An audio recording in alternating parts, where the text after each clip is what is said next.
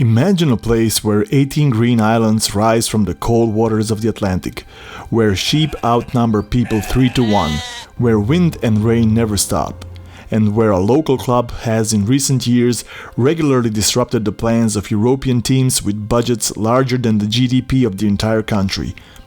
Welcome to Faroe Islands.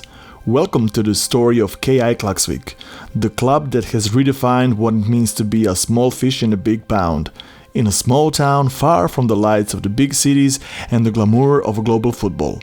If you love football stories that remind you how heart and passion can beat budgets and 50,000-seat stadiums, stick around, because this isn't just a story about a club, it's a story about the pride of a nation. The Faroe Islands, or Faryar as the locals call them, are a chain of 18 islands located between Iceland, Scotland and Norway.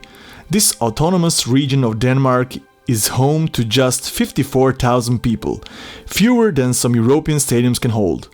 The climate is harsh, perpetually misty, rainy, with winds that can reach hurricane speeds, yet incredibly picturesque. Locals like to say, Faroese culture is deeply rooted in the sea and tradition. Fishing isn't just a job. It's a way of life that has lasted for more than 1,000 years. Faroese, one of the oldest Scandinavian languages, is still spoken everywhere. And here, in this isolated corner of the world, football has become a passion that binds communities together. With a population of around 5,000, Klaksvik is the largest town in the Faroe Islands after the capital Tórshavn. Located on the island of Borøy, in the northern part of archipelago, Klaksvik has long been the industrial heart of the Faroes, known especially for its fishing industry. The town is surrounded by dramatic mountains rising straight from the sea, creating a scenery that looks like in the movies. What makes Klaksvik special isn't just its location, it's the spirit of the community.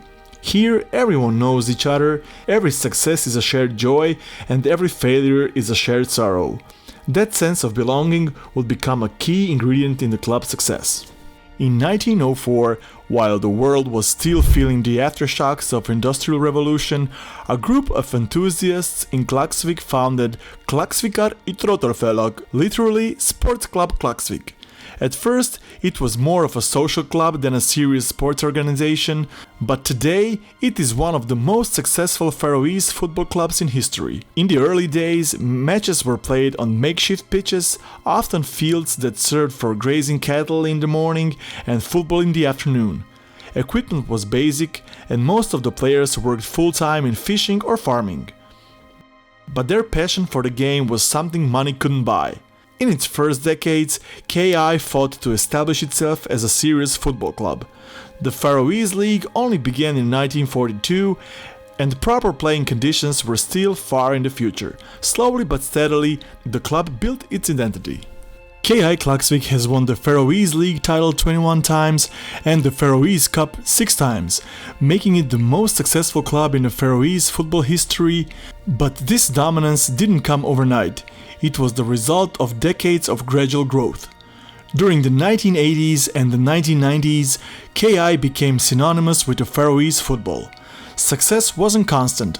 In 2016 and 2017, KÍ came agonizingly close to their first title in 17 years, only to narrowly lose both times to Víkingur.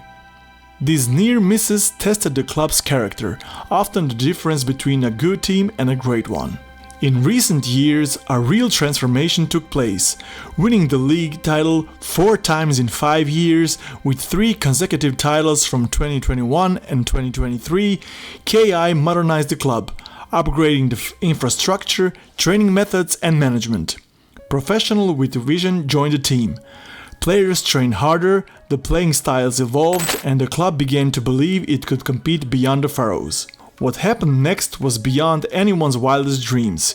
KÍ became the first Faroese club ever to reach the 3rd qualifying round of the UEFA Champions League. To put that in perspective, a club from an island nation of just 54,000 people advanced further in Europe's most prestigious competition than many teams from the countries with millions of inhabitants. Already in the 22-23 season, KÍ Klaksvík began sending clear signals that something special was in the making in the Faroe Islands. In the first round of Champions League qualifying, they faced the strong Norwegian side Bodo Glimt. After a heavy 3-0 defeat in Norway, few believed in a comeback. But in front of their home crowd, Klaksvik played a match to remember, winning 3-1, fighting until the very last minute, just one goal away from extra time.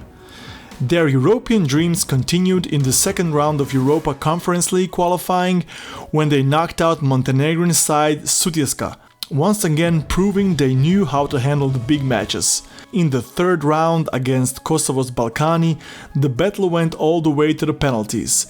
There, unfortunately, they fell short, but they had sent Europe a clear message: Klaksvik is a club that never goes down without a fight. The KÍ season, 2023. That year, KÍ achieved what once seemed almost impossible. They reached the group stage of European competition. The summer of 2023 was historic. In the Champions League qualifiers, KÍ Klaksvík kept knocking out one opponent after another. The biggest surprises, defeating Norwegian giants Molde and Hungarian champions Ferencváros, club with budgets many times larger and players representing their national teams. The Hungarian champions, with far greater resources and squad full of internationals. The first leg at home ended 0-0. The fans were proud, but no one could have imagined what was about to happen in the return leg. In Budapest, in front of tens of thousands of home supporters, KÍ played the match of their lives. Árni Frederiksberg calmly converted a penalty in the 8th minute. He struck again in the 32nd, and Lucasi added the third in the first half stoppage time. A perfect 3-0. Shock for the home fans, pure euphoria for the Faroe Islands. KÍ advanced. In the second round, the next opponent was Swedish Häcken. Again, a cautious 0-0 in the first leg. The return match turned into pure drama. After 120 minutes, the score was 3-3, and then came the penalties. One by one, KÍ players held their nerve, another obstacle cleared. In the third round, the opposition was Norwegian side Molde, a Norwegian powerhouse, experienced in the European competition, but in Klaksvik another sensation. A 2-1 home victory. In the away leg, they lost 0-2 after extra time, but their spirit remained unbroken. They had earned a place in Europa League playoff. In the playoff, their opposition was Moldavian side Sheriff Tiraspol. The first leg at home ended 1-1. In Moldova, Klaksvik lost 2-1, but that was enough to send them to UEFA Conference League. In the group stage, they were together in a group A with Lille, Slovan and Olympia. They earned 4 points, drawing with French powerhouse Lille 0-0, and they beat Olympia Ljubljana 3-0. They ended up last in the group with 4 points, 6 points behind Slovan, which was leading the knockout round playoffs, but still, Klaksvik made a history. Their home stadium wasn't good enough for playing in a group stage of Europa Conference League, so that's why they played games on one other stadium in the Faroe Islands. They were playing games at a national stadium called Tórsvöllur. Tórsvöllur is the national football stadium of the Faroe Islands, located in the capital Tórshavn. Opened in 1999, it has a capacity of 6,500 seats, making it the largest stadium in the country. It hosts the Faroe Islands national team matches and major domestic competitions. The stadium features artificial turf, modern stands and floodlights, allowing it to meet UEFA standards. Despite its small size, Tórsvöllur has become a symbol of Faroese football pride, where passionate fans gather to cheer on their team against some of Europe's biggest nations. In the season 24-25, Klaksvik opened their qualifying campaign in the first preliminary round against Finnish side Seinäjoki. In the return leg at home, they secured a convincing 2-0 victory, building on their 2-1 win in Seinäjoki, a 4-1 on aggregate. In the next round, KÍ faced Serbian club Radnički from Kragujevac. The first leg in Serbia ended goalless, a tough, disciplined defensive performance that Klaksvik executed almost flawlessly. In the decisive return leg on the home soil, the match winner was Páll Klettskard, who scored in the 39th minute to make it 1-0. That goal sealed the aggregate victory and sent them into the next round. Another European reward for hard work and determination. The morning after Radnički's defeat in Klaksvik, Serbian sports media was full of commentary about the conditions in which the match had been played. Journalists openly questioned how Klaksvik Stadium could receive UEFA approval when, according to them, it did not meet even the basic infrastructure standards, while clubs from other countries are subjected to much stricter controls. Analysis also pointed to criticism of the pitch and the field dimensions. In Klaksvik, they play everything but football, one journalist wrote, emphasizing that the pitch was visibly smaller than the standard. He also highlighted a fact that sounded alarming to many: the Faroe side had not lost any of their last 16 European matches at home. The match they lost to Slovan had not been played at their own stadium. That unbeaten streak at home grew to 17 matches, as in the third qualifying round, Klaksvik defeated Belarusian side Neman 2-1 at their stadium. When we talk about the heroes of Klaksvik in European matches, two names stand out above all: Árni Frederiksberg and Páll Klettskard. On paper, their football age might suggest they should already be winding down their careers, 33 and 35 years old, but on the pitch, they play as if they are in the prime of their careers. Over the last 3 European seasons, Frederiksberg has scored an impressive 14 goals in 31 appearances, while Klettskard has found the net 8 times in 25 matches. Numbers that even strikers from much bigger clubs would be proud to claim. And now comes the part that might surprise you, because unlike wealthy European clubs, there are no millions changing hands here.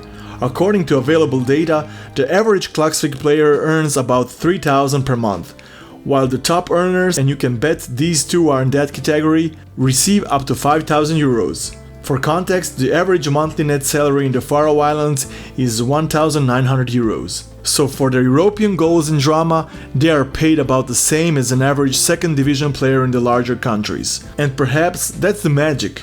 They don't play for glamour, but for the love of the game, and desire to prove that even small clubs can dream big. How is it possible? How can a club from one of the most isolated places on earth compete with the European giants? The answer lies in a combination of factors: unwavering loyalty of the players, incredible community support, and perhaps most importantly, the mentality of the small, who have nothing to lose. A key figure in the rise has been a coach, Magne Hoseth, a former Norwegian international, who brought a European style of play and a professional approach. Players like Páll Klettskard, Patrik Johannesen and Denny Pavlovic, some local, some foreign, have built a compact, disciplined and tactically strong team. The club also invests in a youth academy, hoping that the next generation of homegrown talent will be able to carry this historic way forward. For the Faroe Islands, this is not just a sports success, this is a matter of national pride.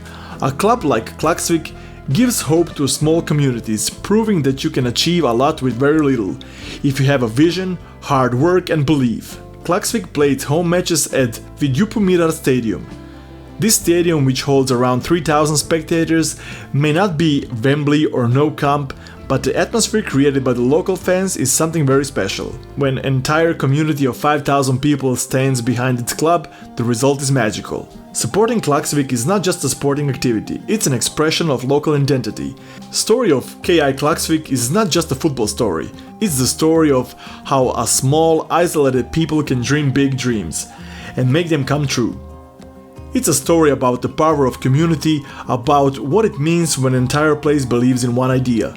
Klaksvik has shown that the limits are not set by the size of the town, but by the size of the ambition. What they achieved in 23 and 24 in European competition is no coincidence, but the result of systematic work and belief in a vision. In a world where big money dominates football, Klaksvik reminds us that there is still room for David versus Goliath stories, that geography does not define the limits of your dreams, that with enough passion, determination and community support, you can go anywhere, even from a tiny island in the middle of the Atlantic. If you enjoyed this story of incredible success from the edge of the world, don't forget to like the video, subscribe for more stories from the world of football and leave a comment. Could Klaksvik one day play in the Europa League group stage or even in the Champions League? And which other small club story inspired you?